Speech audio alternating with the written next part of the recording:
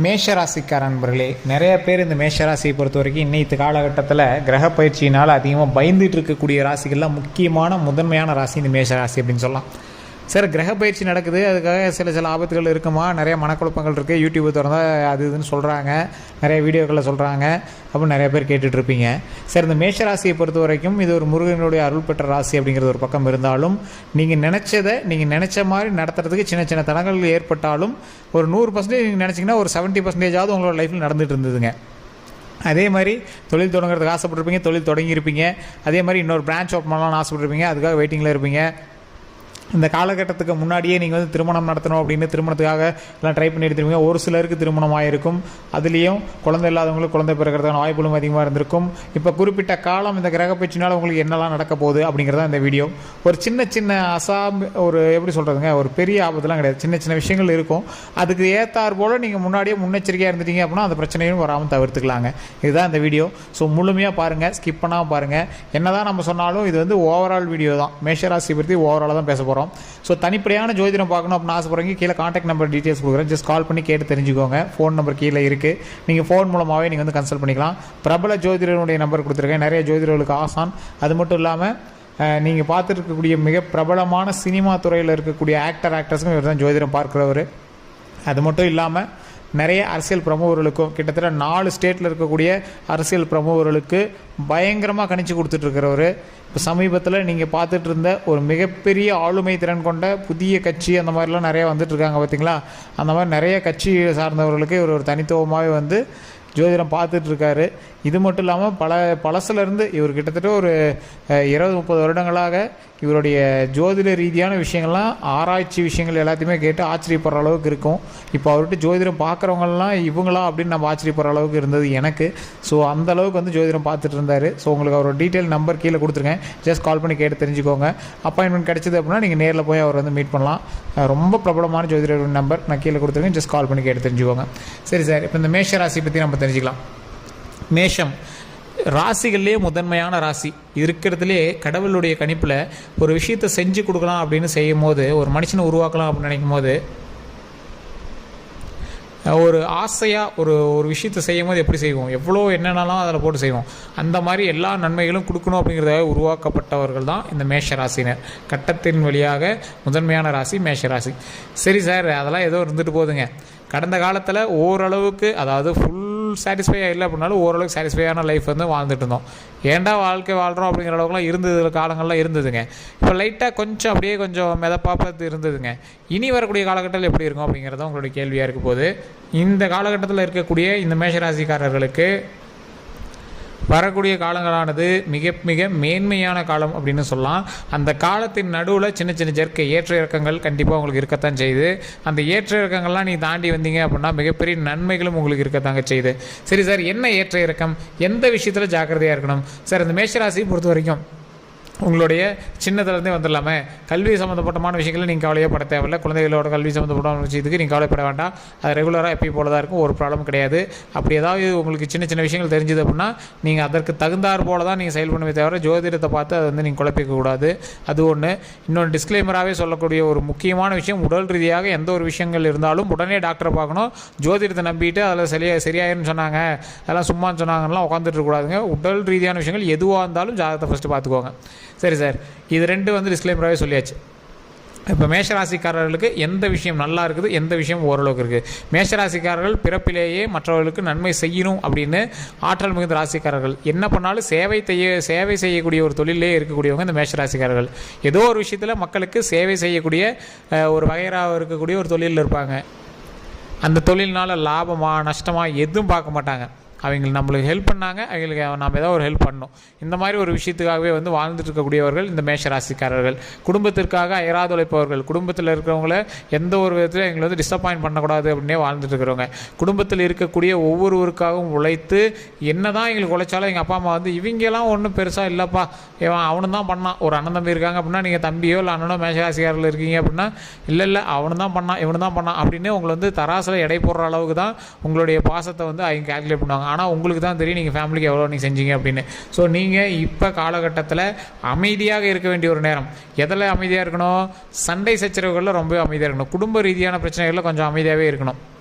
Sir நான் எதுவுமே குடும்பத்திலலாம் எதுவுமே பேசுகிறது இல்லைங்க, ஆனாலும் சின்ன சின்ன பிரச்சனைகள்லாம் அது சொல்கிறாங்க, எதை எடுத்தாலும் சின்ன சின்ன பிரச்சனையாக வருது, என்ன பண்ணுறதுனே தெரில அப்படிங்கிறவங்களாம் நீங்கள் அமைதியாக இருந்தால் மட்டுமே தப்பிக்கக்கூடிய ஒரு நேரமாக தான் இருக்குதுங்க.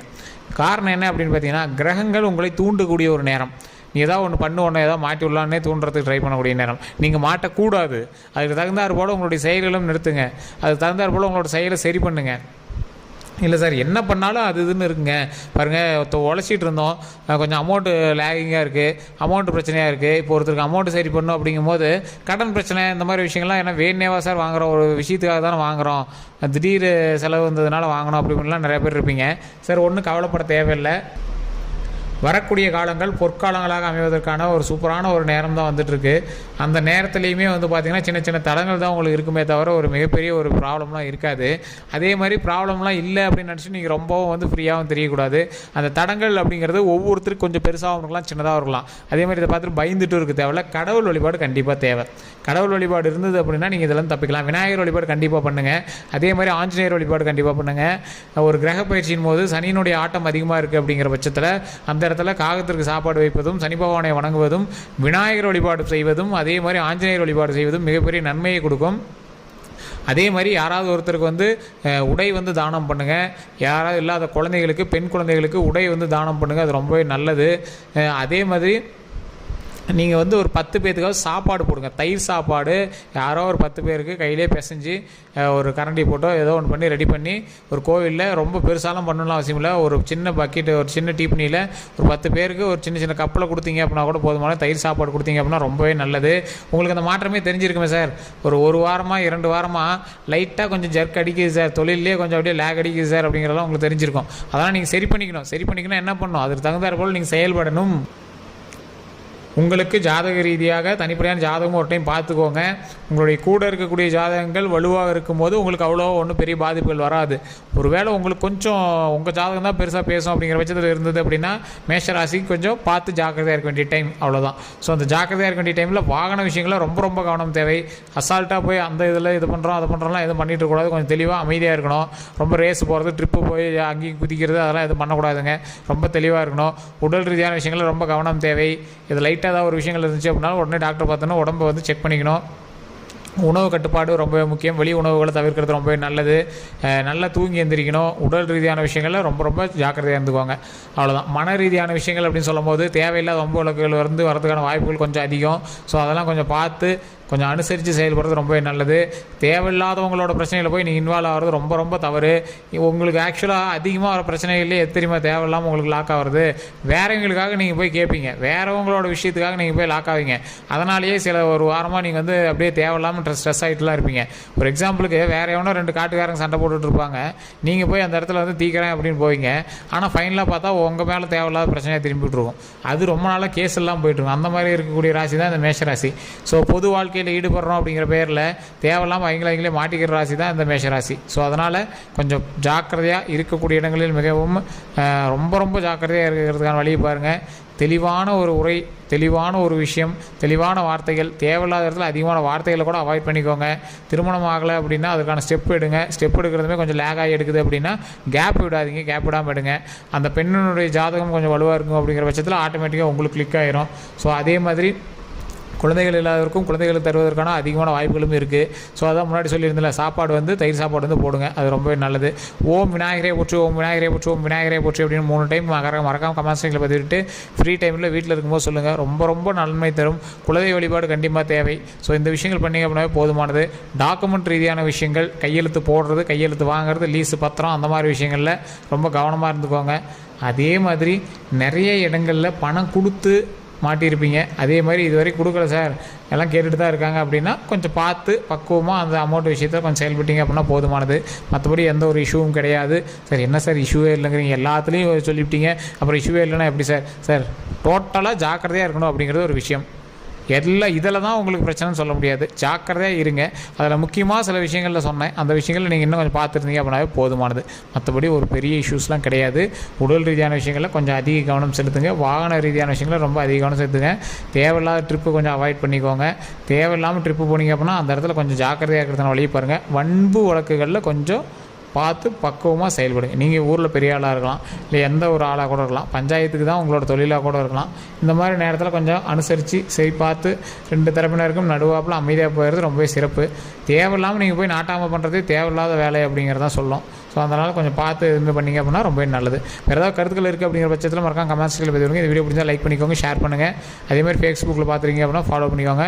யூடியூப்பில் பார்த்தீங்கன்னா சப்ஸ்கிரைப் பண்ணிட்டு பக்கத்தில் பெல் பட்டன் ப்ரெஸ் பண்ணி அதில் ஆல் அப்படின்னு கிளிக் பண்ணிக்கோங்க. எல்லோருக்கும் நன்றி நண்பர்களே.